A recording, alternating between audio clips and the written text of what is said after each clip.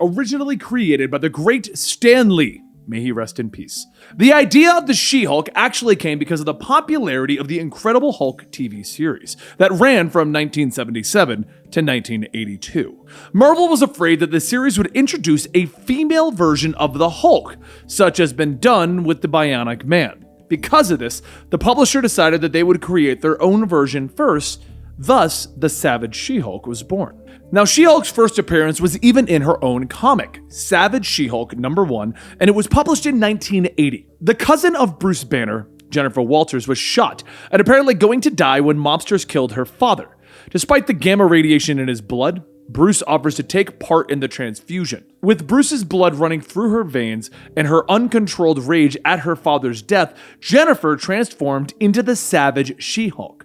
Unlike her cousin, though, she maintains her intelligence, yet isn't quite as strong as him. She is also more human, described as a green Amazon rather than a monster. In her original appearances, Jennifer would change much like Bruce, but later she would be permanently the She-Hulk, preferring it over her human form. The Savage She-Hulk would last for 25 issues, ending in 1982. From there, she would go on to appear in many other books, becoming an Avenger, taking part in the Secret Wars event, and eventually taking a role as a member of the Fantastic Four. Now, in 1989, she would receive her own second solo series, The Sensational She-Hulk. Now, this series would last 60 issues, and it would see the Amazon become Assistant District Attorney in New York, rejoin the Avengers and become a lawyer for the Heroes for Hire, date Luke Cage, and continue her normal superheroing career. The series would also show a more satirical view of comics in general, and that She-Hulk knew she was in fact a comic. From time to time, she would even break the fourth wall, making her one of the first characters to ever do so, long before Deadpool and Gwenpool were even a thing. Now, with her series ending in 1994, She-Hulk would continue to appear throughout the Marvel Universe. In She-Hulk, single green female, Dan Slott brought the character back to her lawyer roots, having her practice superhuman law in New York City. During the Civil War event, Jennifer registered with the Superhuman Registration Act and took Tony's side in the conflict. However, she also acted as a lawyer for Fastball, whose act caused the event in the first place. She would then be drafted into S.H.I.E.L.D. to aid them in taking down many of her cousin's strongest enemies. She briefly loses her powers when Tony Stark believes that she will aid her cousin when he arrives back on Earth, promising to sue him for this act. She sets off to get her powers back.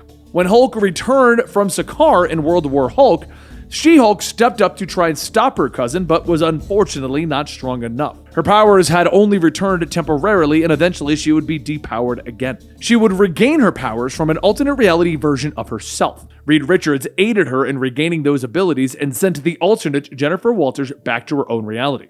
Now, during the Dark Reign event, She-Hulk met and fought Lyra, who was the daughter of Titania and Hulk from an alternate future that demanded the title of She-Hulk. The two would eventually become friends, however, with Lyra even living with Jennifer at some point and attending high school. It was around this time that She-Hulk went missing, and the various Red Hulks began to show up. Lyra would find She-Hulk, though, captured and put in a form of stasis by the organization Intelligentsia. After defeating the organization, the various members of the Hulk family began to work together. Eventually, they would all travel to Hell and defeat the Chaos King. During this time, she also joined the A-Force, a group of all-female superheroes, and became a member of the Future Foundation, and fought against Doc Green Hulk when he tried to cure people who were poisoned by gamma radiation. At the beginning of the second Civil War event, She-Hulk would fight Thanos, who defeated her and put her in a coma.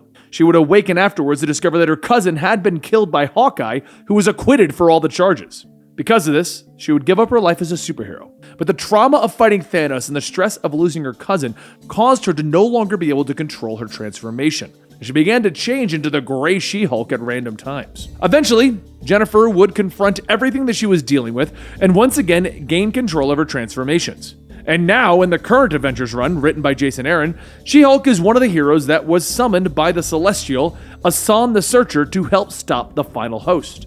The Celestial boosted her power levels, making her stronger in her She-Hulk form, but taking away her levels of intelligence. Now she more resembles her cousin when she changes. She's also began a relationship with Thor, who has become the King of Asgard in this storyline. Now, if you enjoy a quick rundown of your favorite superheroes, let us know in the comments down below. Also, let us know what superheroes are you still curious about that have been announced for various projects.